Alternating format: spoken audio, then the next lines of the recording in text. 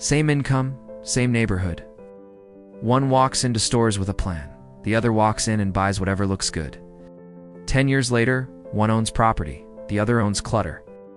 In a town built around a sprawling marketplace that sold everything from tools to textiles, two men earned their living as stonemasons. Kareem and Osman, both skilled. Both paid 30 silver coins monthly. Both single with no children to support. Kareem walked through the market every week the same way. He carried a small piece of parchment with 3 items written on it: flour, oil, thread for mending. He went directly to those stalls, bought exactly what was on the list. Left. If he passed a stall selling beautiful carpets, he kept walking. A merchant called out about fresh honey, he kept walking. If he saw a crowd gathered around someone demonstrating a new cooking pot, he kept walking. Not because he did not want those things, he did, but they were not on his list. And if they were not on his list, they were not part of his plan for that week.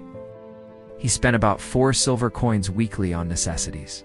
26 silver coins stayed in his pocket. Osman walked through the market differently. No list, no plan. Just curiosity and response.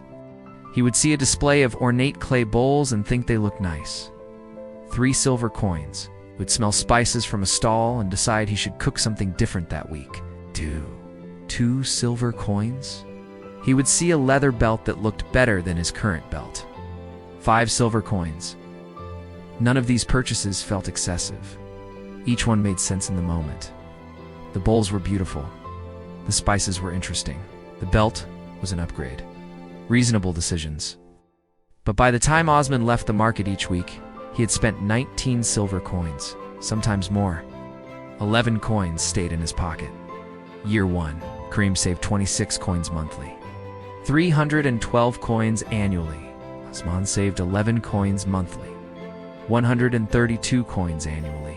Kareem looked at his savings at the end of year 1 and made a decision. He used 200 coins as a deposit to buy a small workshop space. He rented it out to a woodworker for 8 silver coins monthly. Now his passive income was 8 coins. His total monthly surplus was 34 coins instead of 26. Osman looked at his savings and felt proud. 132 coins, more than most people in town had. He treated himself to a nice cloak he had been eyeing for months. 15 coins. He deserved it after a year of hard work. Year 3. Kareem had saved enough to buy a second property, small storage unit near the docks. He rented it to a merchant for 12 silver coins monthly. His passive income was now 20 coins monthly. His total surplus was 46 coins monthly, without changing his lifestyle or his earnings from masonry. Osman was still earning 30 silver coins from masonry, still spending 19 weekly at the market, still saving about 130 coins annually. But his home was full of things. Beautiful bowls he rarely used, spices that expired before he cooked with them, clothes that looked nice but were not significantly better than what he already owned. Year 5. Kareem bought a third property, a small house he renovated and rented to a family for 25 silver coins monthly. His passive income was now 45 coins monthly, higher than his masonry income. He could have quit his job, but he did not. He kept working, kept living on for silver coins weekly for necessities, kept redirecting everything else into assets. Osman hit a problem in year 5. His roof needed repairs. Major repairs. The cost was 150 silver coins. He had 80 saved. He had to borrow the rest from a lender at interest. Now he was making debt payments of 10 silver coins monthly. His savings rate dropped to almost nothing. Year 7. Kareem stopped working as a mason. His rental income was 60 silver coins monthly, double what he made from labor. He spent his time managing his properties and looking for new opportunities. His lifestyle had not changed. He still lived simply, still walked through the market with a list, still ignored distractions. But he was free. No boss, no schedule, no trading time for money. Osman was still working as a mason, still walking through the market without a plan, still buying things that looked appealing, still wondering why his savings never grew despite working just as hard as everyone else. The difference between them was not discipline in the traditional sense. Osman was not reckless. He did not buy luxury items. He did not gamble, did not waste money on things that were objectively stupid. He just bought things that made sense in the moment without asking whether they fit into a larger plan. A nice bowl makes sense. But if you already have bowls, it is not moving you toward anything. It is just a transaction that feels good for a day and then becomes invisible. New spices make sense. But if you cook the same 3 meals every week, those spices will sit unused while your money is gone. A better belt makes sense. But if your current belt works fine, the upgrade is trading future freedom for present appearance. Every purchase Osman made was defensible. None of them were foolish. But together they formed a pattern that kept him broke. Kareem was not smarter. He was not earning more. He was not depriving himself of joy. Simply had a filter between his desires and his actions. The list. If something was not on the list, the answer was automatic.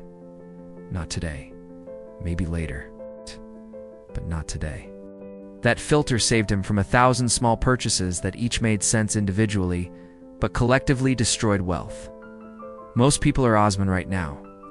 They do not have a spending problem in the dramatic sense.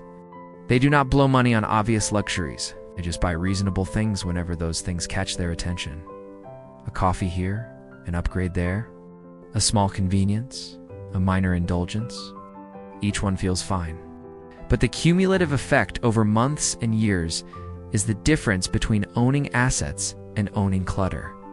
Check your bank account right now. Look at the last 30 days of transactions. How many of those purchases were planned ahead of time?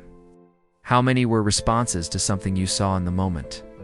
If more than half your purchases were unplanned, you are Osman, you are wandering, and wandering costs more than you think. Make a list before you go anywhere that sells things. Groceries, online stores, physical shops. Write down exactly what you need before you encounter anything you want. When you see something appealing that is not on the list, do not buy it. Write it down instead. If you still want it 3 days later, add it to next week's list. If you forget about it, you saved money on something you did not actually need. Month 1 feels restrictive. Month 2 becomes automatic. Month 6, you realize you have stopped buying 70% of the things you used to buy, and your bank account reflects it. Year 2, you have saved enough for a real investment. Year 5, that investment is generating passive income. Year 10, you are living off assets instead of labor. Kareem walked with a plan. Osman wandered and responded. Same market, same income, different decade. Stop wandering, make the list, subscribe for more wealth parables.